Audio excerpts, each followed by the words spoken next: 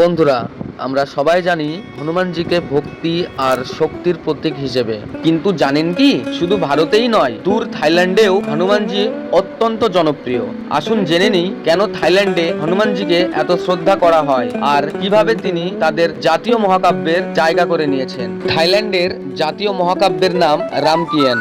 এটি আসলে ভারতের রামায়ণের ওপর ভিত্তি করে লেখা, আর সেখানেই হনুমান অত্যন্ত প্রধান চরিত্র, সাহস, শক্তি আর ভক্তির প্রতীক। প্রাচীনকালে ভারত থেকে থাইল্যান্ডে হিন্দু সংস্কৃতির প্রভাব ছড়িয়ে পড়ে। মন্দির, নাটক, লোককথায় সব জায়গায় হনুমানের উপস্থিতি বিশেষভাবে চোখে পড়ে। থাইল্যান্ডে হনুমানকে শুধু দেবতা নয়, বরং এক যুদ্ধ নায়ক হিসেবে মানা হয়। কুস্তি, মার্শাল আর্ট আর রাজকীয় নৃত্যে তার চরিত্র অত্যন্ত জনপ্রিয়।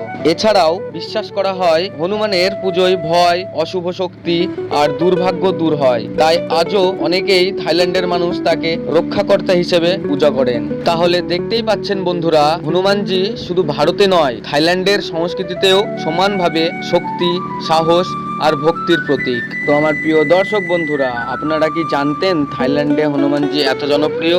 নিচে অবশ্যই কমেন্টে জানাবেন।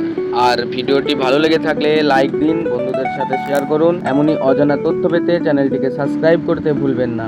দেখা হচ্ছে পরের ভিডিওতে। ততক্ষণ পর্যন্ত ভগবান হনুমানজির আশীর্বাদে সবাই ভালো থাকুন।